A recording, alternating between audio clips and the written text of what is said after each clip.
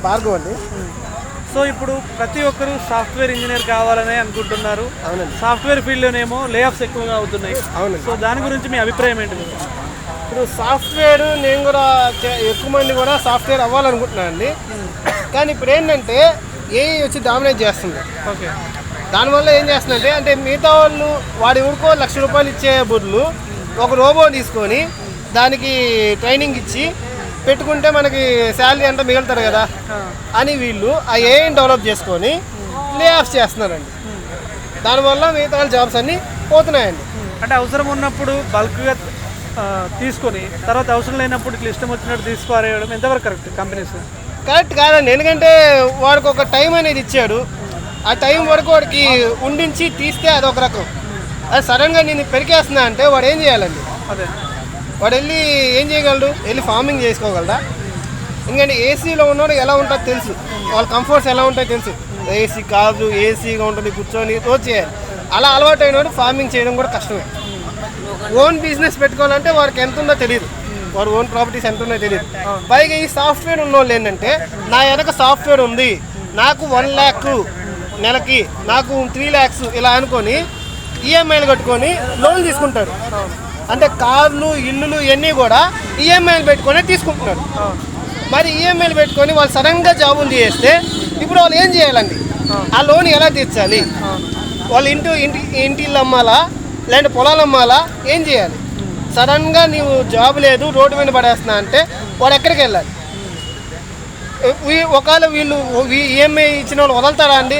లేదండి.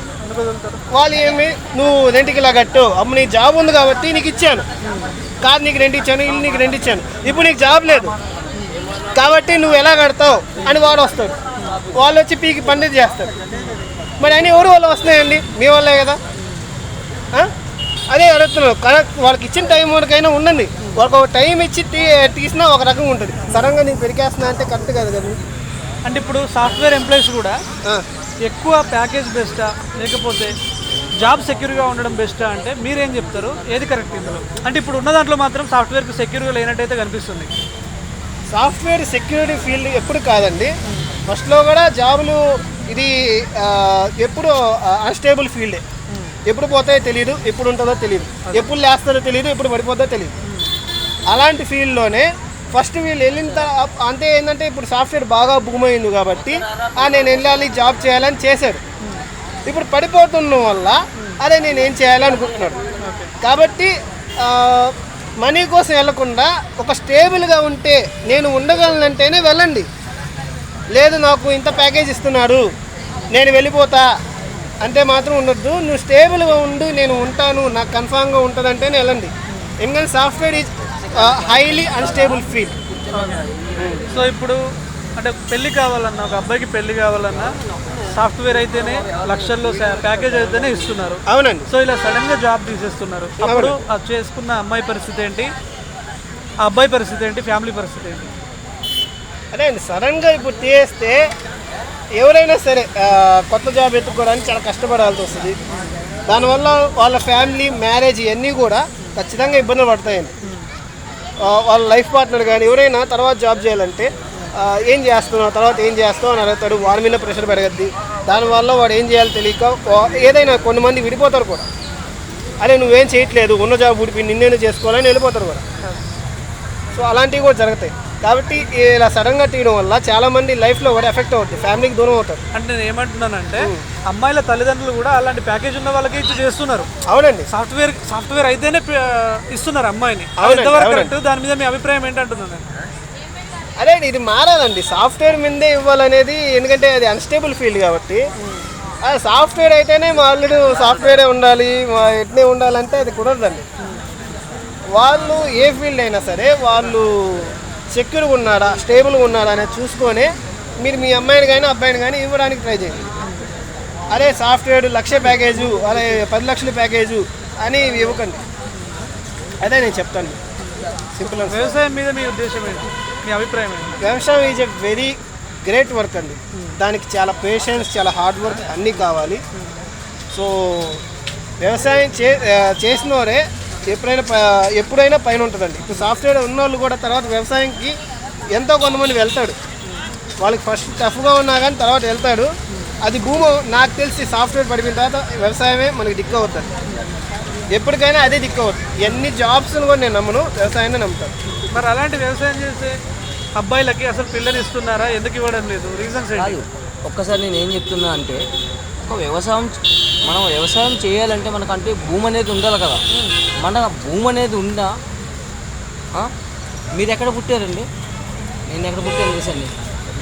కనీసం మన పుట్టిన ఏరియాలో ఒక అరెకరం ఉన్నా 2 ఎకరాలు అయినా పాడి పంట భూమి ఏమన్నా మనకు కనపడుతుందా? మన చిన్నప్పుడు మనం తిరిగి మనం ఆడుకునే ఆ రోజుల్లో కానీ ఎక్కడన్నా ఏమైనా ఉందా?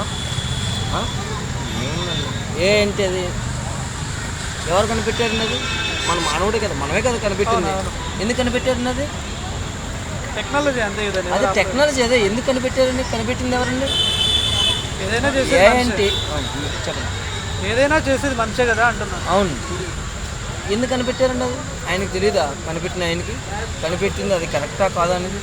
అది అనేది అనేది చాలా 2, 3, 4, 5 మచ్ అది పర్ఫెక్ట్ కాదు. ఎందుకంటే భూమి మీద మనం బతకాలంటే మనం తినాలి.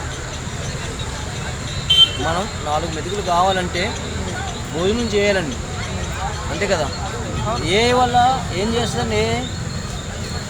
దెబ్బతీస్తుంది ఇలాంటి ఫీల్డ్లన్నీ, అన్ని ఫీల్డ్లలో వచ్చేసింది. నేను చెప్పుకుంటున్నా ఏ రావాలి, ఎందుకంటే టెక్నాలజీ ఇంకా డెవలప్ అవుతుంది. మన పాత కాలத்துல ఉన్నాం, ఇప్పుడు టెక్నాలజీ మారాలా.